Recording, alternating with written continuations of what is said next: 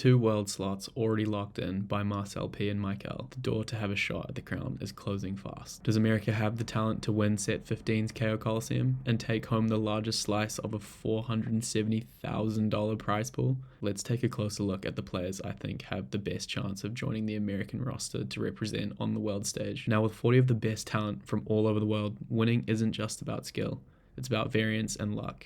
By pure probability, there's only about a 25% chance someone from America wins. On the surface, not exactly promising, but America is chasing its 5th crown, looking to extend its lead against APAC, who sit at 4 world titles. So far, we've seen players fight it out in the Battle Academia Cup and the Soul Fighter Cup. This weekend, we closed the circuit with Star Guardian Cup. Fitting, really, considering Jinx and Poppy have been dominating the meta. Whoever takes this event will also lock in a slot at Worlds. And if we take a look at the current ladder standings, TFT's favorite influencer, Soju, and his little bro, Prestevent, are sitting at 1 and 2. And as much as I love that, does it not also mean we're absolutely cooked if these are America's best? Honestly, maybe, but the story isn't finished yet. Let's start with Soju. Also, I just want you guys, fuck you guys. Fuck the hate watchers. Listen, if you genuinely think I suck, last five tournaments, 4 final lobbies, 4. Bro, if you think I suck, fuck you. Fuck you. He really needs no introduction. The first streamer to really popularize TFT and one of the most recognizable names in the game. He's been around the top level since Set 1, with a foundation built from playing a frankly disgusting number of games. Add in the rivalry with Prestevent, his Vitality teammate, and you get a little bit of extra motivation. For years, Soju was the master, Prestevent the grasshopper, but now the tide has turned and Soju might just have to grind to reclaim that title. But here's the other side of the coin. His habits as a streamer have definitely worked against him. Long hours autopiloting, entertaining chat, it all cuts into his ability to perform at the top level. Like, I'm just sitting there jerking off in solo queue, playing 20 hours a day, autopiloting every fucking game. Nice, man. You tune in 20 hours into my stream, and I'm just sitting there, hard forcing, full open, investment strategy, don't even know what the fuck I'm playing. And I find out when I'm playing on 4-2, I'm dead, and GG, I'm dead. Way back Didn't win a single fucking round. His total tournament earnings are about 102k over 6 years, pale in comparison to his streaming career. He's TFT's first millionaire, but that money came from subs, sponsors, and donations, not prize pools. And certainly not Baccarat. Competing isn't how he pays the bills anymore. Mentally, he can check out, we've all seen it. Sometimes he abandons salvageable games or brushes off wins as pure high roll. That mindset doesn't fly at Worlds, where piloting unwinnable spots into top 4 finishes often make the difference. Alright, nice. I high rolled. Smolder on 2-1. GG. And while his intuition is incredible, I don't know if he does the research, just like Dish Soap or Wage and Iverson do, spending hours just picking apart the game, understanding what is objectively the best. Still, Soju's earned his place at the top with the most points in this circuit from America. He's the number 1 seeded going into the Pro Circuit, and if he keeps this momentum, he might even skip weekend 1 of Golden Spatula. Then there's Dish Soap, largely considered the best NA TFT player of all time, if not the world. With 5 times Worlds appearances, 2-time world champion, a consistent top performer with mastery of fundamentals, insane APM, and unmatched positioning and scouting. He studies as hard as anyone, balancing long solo queue sessions with deep meta prep, and he always knows his next move, juggling hundreds of factors at once. Honestly, no one I've seen has that same mental bandwidth. He narrowly missed out on the final lobby of Soul Fighter Cup, losing the tiebreaker under unfortunate circumstances. I mean, as long as Zyku doesn't win... Oh shit, I think I might have to outplace him. Bro, please, can someone kill him? I think the last tiebreaker is whoever places higher the last game. I mean, if I'm 3rd, I always get through.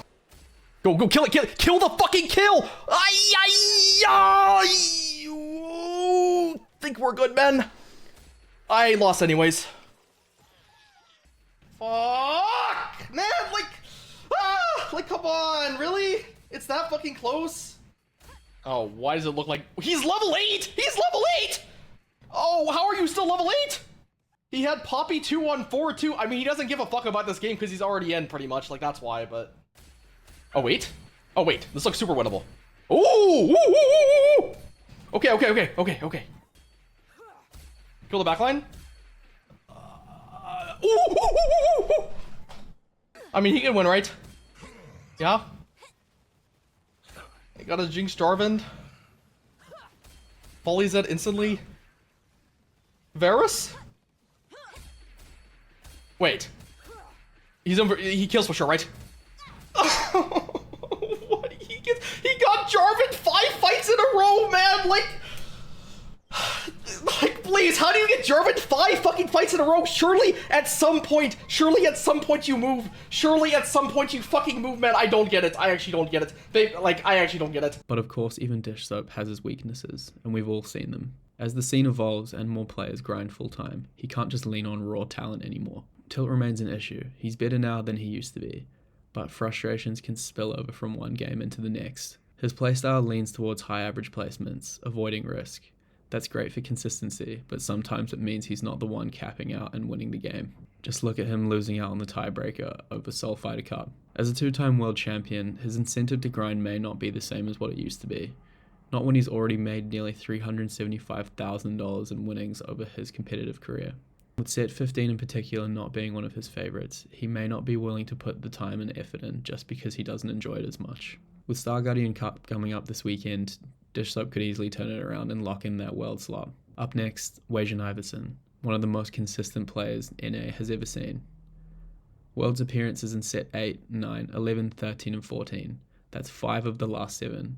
A feared competitor, respected in every lobby, always near the top of the ladder, and his tournament runs are consistently quite deep. He reviews his own VODs meticulously, approaching improvement with a growth mindset. He's even taken a break from his studies to focus on TFT full-time. That extra effort might translate into him doing better than he ever has. But unfortunately, this set, it just hasn't seemed to work his way. I'm sure he's been putting more work in than ever before, but that hasn't seemed to translate. While he's definitely playing and streaming a lot more, he's building up his career, his following, his personal brand. But as we've seen before, sometimes taking that content approach to playing the game can take away from your ability to compete at the top level. And maybe Wajan's falling victim to this all the same. Picked to be fighting for the cup each weekend and then not even making it to final lobby in Soul Fighter Cup is a huge upset. And we'd seen it before at Battle Academia. Maybe he's not on form, or maybe he's turned it around for this weekend. Only time will tell. In order to be the world champion, you need to be displaying that competitive edge well before you're fighting for the crown. If he continues at this rate, it's not looking likely that he'll even qualify.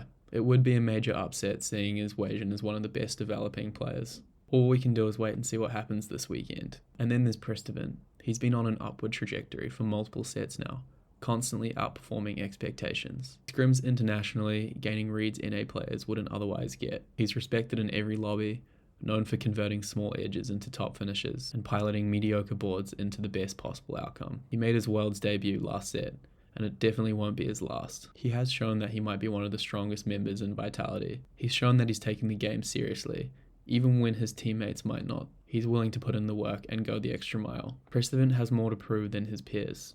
Being robbed of a spot at the final day of Worlds due to the win trading scandal, he's ready to run it back and have the chance to prove that he's ready to take the crown. He scrims his games while engaging with chat, explaining his decisions and responding to rage bait occasionally. He doesn't show the same level of diligence to VOD reviewing and finding learnings from each game. I don't know if he possesses that same level of hypercritical self-assessment that you can see in players like Dish Soap, for example. He does prefer the approach of getting reps in against high-quality players, which may pay dividends to do well in the tournament, but is it enough to win the whole thing? Last but not least, Robin Songs. One of the first big names at the top of TFT.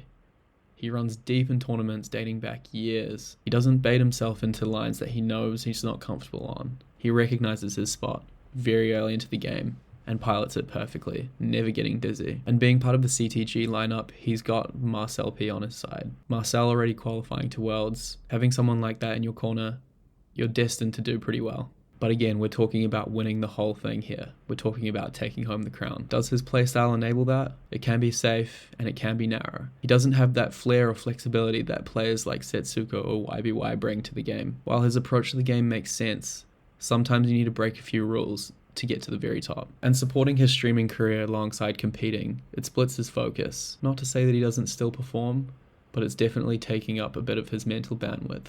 Being loud, exciting, having high energy, engaging with your chat, it's not really something that you can do if you're totally focused on the game. We haven't gone over the rest of the 32 players a part of the roster. I've missed out some real talent and can't count anyone out. On the weekend, whoever shows up and things go their way will probably walk away with the crown. I don't see why anyone could run away with it, even those who are pretty checked out, sitting at the bottom of the points. We've got China fighting for the crown, which they haven't won since set 7. Not to mention EU, who hasn't won since the first Worlds, Galaxies back in set 3, more than 5 years ago. So can America win the set 15's Tactician's crown? Marcel P and Michael are already locked in.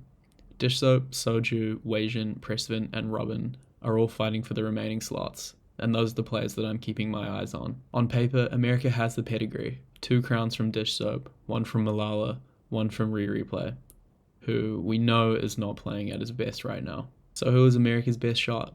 Would you say Dish Soap, the proven champion, Soju, the entertainer turned competitor, Weijin, the consistent grinder, Prestevin, the rising star, or Robin, the veteran steady hand? Drop your thoughts in the comments and don't forget to like and subscribe if you want more deep dives into the competitive TFT scene.